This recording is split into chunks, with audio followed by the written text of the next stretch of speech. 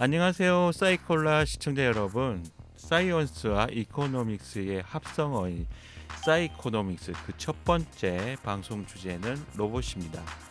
본격적인 얘기에 들어가 보도록 하겠습니다. 사진에선 크레인에 매달린 육중한 로봇개가 눈에 띕니다. 얇고 가벼운 특수 소재로 만들어진 허리띠와 무릎 보호대를 착용한 마네킹도 있습니다. 마치 SF 첩보 영화 소품 창고에 와 있는 것 같은데요. 이것은 안산시에 위치한 한국생산기술연구원 로봇 응용 연구부분 연구실입니다. 제가 여기를 직접 찾아간 이유는 최근에 엄청난 놈을 발표해서인데요. 지진, 수해와 같은 자연재해와 부실 공사로 인한 건물 붕괴 사고 발생 건수가 해마다 증가하면서 이를 대응할 수 있는 구조용 장비 개발에 관심이 모아지고 있습니다. 현재는 붕괴 사고가 일어나면 소방관이 직접 진입을 해서 수작업으로 구조 작업을 펼치고 있는데요. 이러면 소방관의 안전도 보장할 수 없고 무엇보다 대형 잔해물을 해체하고 옮기는데 너무 많은 시간이 쓰게 돼서 구조 작업의 골든타임을 놓치기 쉽습니다. 구조 작업에 돌착기가 간혹 투입된 장면을 TV에서 다들 보셨을 텐데요. 땅을 파는 일에 최적화된 굴착기가 재난 현장에서 과연 재구시를 할 수 있을까요? 특히 운전자의 숙련도에 따라서 작업 차이가 큰데요. 이런 문제를 해결할 재난 로봇이 최근에 개발됐습니다.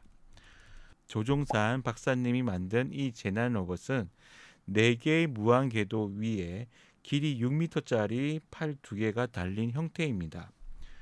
SF 영화 에얼리언의 작업용 크레인, 아바타에 나온 군사용 로봇 AMP 슈트를 떠올리게 하는데요. 전 세계적으로 재난 대응 특수 목적 기계는 연구 초기 단계라고 합니다. 이런 가운데 생산기술연구원 UR 로봇팀이 2015년부터 이 기계를 개발해 왔다는데요.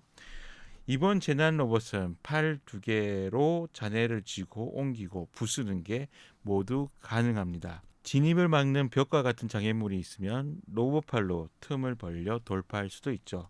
무엇보다 직관적으로 조종할 수 있다는 게 가장 큰 특징이라고 할 수 있습니다. 운전자가 양팔을 네 팔 움직이듯이 조작할 수 있다는 것이죠. 기존 굴삭기는 고정된 막대기 같은 조이스틱으로 다양한 움직임을 구현해야 하기 때문에 숙련된 조작 기술이 필요합니다. 하지만 이 로봇은 운전자가 웨어러블 형태의 조정기를 손에 쥐고 허공에서 자신의 발을 휘저으면 로봇의 팔 2개를 간단히 조작할 수 있습니다. 연구팀에 따르면 최대 200kg짜리 물건을 옮기거나 22m 두께 철근을 자른다고 합니다. 우리는 이런 기술을 다른 말로 디지털 휴먼 증강 기술이라고도 부르는데요. 최근 관련된 연구로 엑소스칼레톤이라는 기반의 개인 맞춤형 재활 시스템이 큰 주목을 이끈 바도 있습니다. 더 나아가 의도 반영 근력 증강 슈트도 있는데요. 사용자가 생각하는 대로 움직이는 슈트를 말합니다. 우선은 전신마비 환자나 중증 장애 노인 등을 대상으로 한 기술로 개발될 예정인데 더 나아가서 내 컴퓨터 인터페이스 기술이 고도화되면 이를 적용해서 환자, 장애인의 뇌 신호를 감지하고 움직임 패턴을 학습 알고리즘화해서 생각하는 대로 동작 제어가 가능해질 전망입니다. 이를 가능케 하기 위해선 인공 근육 기술도 빼놓을 수 없는데요. 현재 인공 근육 기술은 12g대의 인공 근육으로 10kg의 무게치를 끌어올 수 있는 수준입니다. 물론 이런 기술의 완성은 감각 치안 기술이 뒷받침되어야 가능한데요. 감각 치안 기술은 쉽게 말해 시청각 대신 촉각도는 그 반대로 인식할 수 있도록 한 기술입니다. 애초 장애인을 위한 보조 입출력 수단으로 개발되어 왔으나 최근 들어서 로봇 속에 속속 도입되면서 관련 시장이 더 넓어지고 있는 추세입니다. 이것은 신영철 한국전자통신연구원 휴먼증강연구실장이 최근에 발표한 LED 기반 필름형 햅틱 기술입니다. 지금까지 햅틱 기술은 스마트폰, 태블릿 화면을 눌렀을 때 기기 전체가 떨리는 진동을 줘서 구현을 했는데요. 버튼을 눌렀다는 피드백을 주는 장치죠. 이것은 화면에 여러 손가락을 다른 위치에 대더라도 똑같은 진동이 느껴진다는 한계가 있었습니다. 하지만 한국전자통신연구원이 개발한 이 기술은 손가락 위치에 따라서 다른 진동을 느낄 수가 있습니다. 이를테면 화면 내 내비게이션 혹은 MP3 플레이어, 라디오, 충전 상태 확인 등의 버튼에 따라서 진동의 세기를 각각 다르게 주는 형태인데, 무엇을 눌렀는지 보지 않고도 손가락 끝의 진동만으로 알 수 있게 해주는 방식입니다. 이 기술은 스마트폰, 태블릿 등에도 도입할 수 있는데요. 코로나19로 비대면 학습이 대중화되면서 시청각 장애인을 위해서라도 이 기능이 재빨리 사업화될 필요가 있어 보입니다. 터치 스크린에 피드백을 주는 방식은 이 말고도 다양한 방법이 응용되고 있는데요. 진동 말고도 초음파를 이용한 비접촉식 UI 개발도 한때 이루어졌다고 합니다.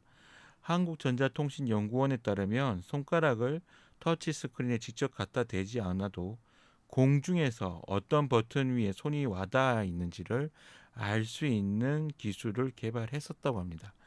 이것은 해외 완성차 브랜드 이름만 들어도 알 수 있는 비모모사가 이런 연구를 함께 해보자고 의뢰를 했었고, 약 2~30억 원을 투자를 했었다고 하네요. 하지만 이 기술을 상용화하기에는 후속으로 연구할 과제들이 너무 많았다고 합니다. 국내 휴먼 중간 기술력은 선진국 못지않은 그런 수준이라고 평가를 받는다고 하는데요. 초고령화, 인구 절벽 등의 사회적 영향과 바이오헬스 분야에 대한 투자가 늘면서 이 분야의 향후 전망과 기대치가 아주 높다고 합니다. 다만 기술 경쟁국과 진검승부를 펼치기 위해서 신뢰성 확보가 무엇보다 중요한데요. 지금 메타버스로 대표된 VR 기술도 2000년부터 거의 10년간 침체기를 겪었던 기술입니다. 정부의 흔들리지 않는 연구개발 지원이 디지털 휴먼 증강 기술의 꽃을 피우게 될 것입니다.